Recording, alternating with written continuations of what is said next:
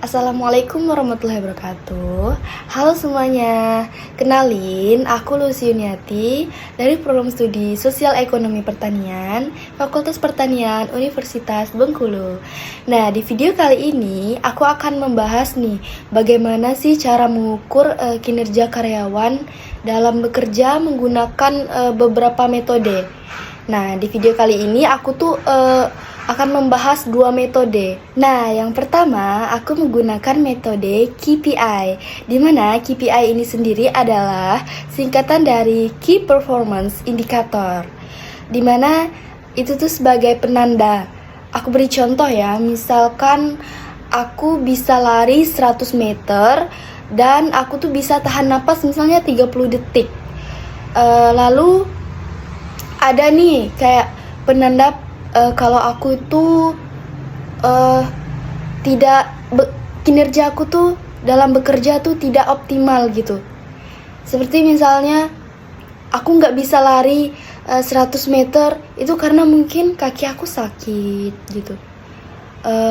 Terus metode ini tuh membantu atasan untuk mengukur kinerja karyawan dengan kayak ada penanda gitu. Contohnya Indomaret itu kan punya karyawan. Nah, karyawan itu sendiri misalkan dalam setahun itu harus menghabiskan stok kayak misalnya 2000 pieces misalkan ya. Namun ada hal-hal yang mungkin karyawan itu sendiri nggak sanggup gitu untuk menjalankan tugas yang diberi atasan ini. Jadi kayak metode ini tuh untuk mengukur kinerja karyawan tuh menggunakan kayak kemampuan mengejar target. Seperti itu. Kayak misalnya ya, kita tuh ingin hidup sehat. Ini tuh kayak metode ini tuh bukan untuk meningkat untuk lebih sehat lagi, tapi bagaimana caranya kita tuh hidup sehat, bukan lebih sehat. Kayak aku misalnya contoh lari tadi ya, misalnya aku tuh bisa lari 100 kayak aku tuh ditargetkan lari tuh 100 meter, namun aku bisa lari tuh 300 meter. Itu tuh kayak nggak mempengaruhi sama sekali. Nggak, karena targetnya tuh udah tercapai gitu. Beda dengan metode OKR. Nah, itu tadi contoh dari KPI. Aku jelasinnya lanjut aja dari video ya, biar lebih paham dari metode KPI ini sendiri. Oke, simak videonya. Nah, untuk karyawan, cara pertama adalah tentukan dulu sasaran strategis dari fungsi yang dijalankannya. Misal nih, JS, sasaran strategisnya adalah membuat customer nyaman dalam berkomunikasi sehingga customer puas dan melakukan transaksi. Nah ini, tugas utamanya jelas, berkomunikasi dengan customer. Goals mereka dalam menjalankan tugasnya juga udah jelas, agar customer nyaman. Tandanya apa? Puas saat butuh bantuan dan melakukan transaksi. Artinya, dalam mencapai sasaran strategisnya, dia perlu melakukan dua tugas. Pertama, merespon pertanyaan atau komplain customer agar mereka puas. Di sini pertanyaannya adalah bagaimana tanda kalau karyawan itu berhasil membuat customer puas. Inilah yang jadi KPI, misal rata-rata nilai kepuasan pelayanan. Tugas kedua, merespon pertanyaan terkait produk agar customer melakukan pembelian. Apa tandanya karyawan telah sukses melakukan tugas ini? Bisa pakai persentase conversion rate dari chat pelanggan yang udah masuk. Jadi, tentuin dulu sasaran strategis dari fungsi yang dia jalankan. Baru cari indikator apa yang menyatakan bahwa dia telah berhasil melakukan tugasnya dengan baik. Ingat, KPI harus bisa diukur secara objektif ya. Itu kenapa harus ada angkanya dan wajib berdasarkan fakta. Hati-hati juga dalam menentukan metrik yang dipakai. Karena bisa terjadi nilai KPI karyawan bagus, tapi performa overall perusahaan jelek. Nah, gimana? Itu tadi tentang metode KPI.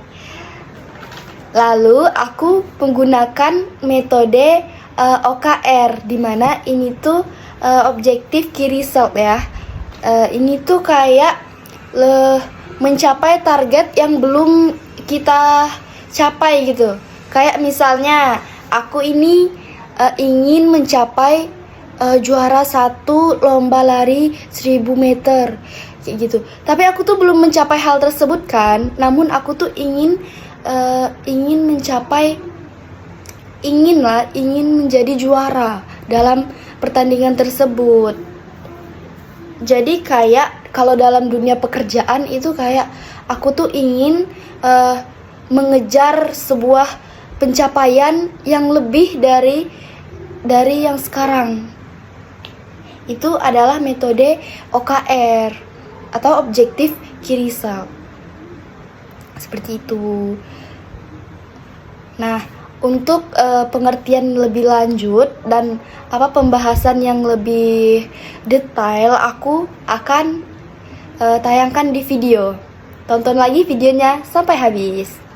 OKR cocoknya jika Anda ingin mencapai goals baru yang belum pernah Anda capai sebelumnya. Contoh, Anda ingin menarget segmen pasar baru misal, atau ada produk baru yang launch, atau bisa juga saat Anda ingin menaikkan revenue bisnis. Intinya, Anda ingin mencapai goals baru yang belum pernah Anda capai sebelumnya. Ingat, pakainya OKR, bukan KPI. Nah, OKR sendiri ada 3 bagian, yaitu objektif, key result, dan inisiatif. Objektif jelas, ini tentang apa sih yang sebenarnya ingin Anda capai, harus konkret, mendorong perubahan signifikan, dan menginspirasi. Contoh, katakan Anda ingin revenue perusahaan naik 2 kali lipat. Lalu Anda set objektif meningkatkan revenue hingga 200%. Konkret? Oke. Perubahan signifikan? Ya, cukuplah. Menginspirasi? Bagi Anda, iya. Tapi gimana dengan karyawan Anda? Nope, I don't think so. Coba ganti jadi, membuat perusahaan jadi bisa mengajak karyawan dan keluarganya liburan ke Bali. Atau bisa juga membuat produk A menjadi produk paling dicari di Bandung. Kerasa beda ya dengan yang revenue tadi?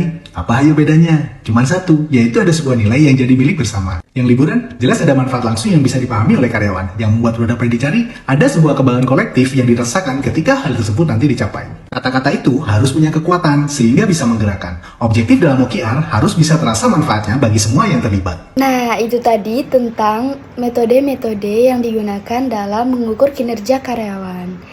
Aku tadi kan jelasin cuma 2 metode ya. Yang pertama itu metode KPI, yang kedua OKR. Namun di dalam dunia pekerjaan itu banyak sekali metode-metode untuk mengukur kinerja karyawan. Tapi di video kali ini aku cuma pakai 2 metode karena menurut aku 2 metode ini tuh yang paling efisien untuk mengukur kinerja karyawan saat bekerja. Yang dimana banyak metode-metode lain, contohnya kan seperti banyak misalnya atasan itu mengukur kinerja karyawan dari kedisiplinannya. Misalnya sering masuk kerja, tidak terlambat, terus selalu tepat waktu. Seperti itu. Jadi kayak sebenarnya tuh banyak sekali metode-metodenya. Namun dari hal yang aku sampaikan tadi dapat aku simpulkan dalam metode KPI ini sendiri, ini tuh kayak lebih mengejar target. Misalnya kayak yang aku jelasin tadi kan tentang lari itu, kayak kita tuh ditargetkan segini, kita melaksanakannya segini. Kalau kita lebih, itu tuh kayak biasa aja, nggak berarti apapun, karena yang metode ini tuh telah ditargetkan tadi.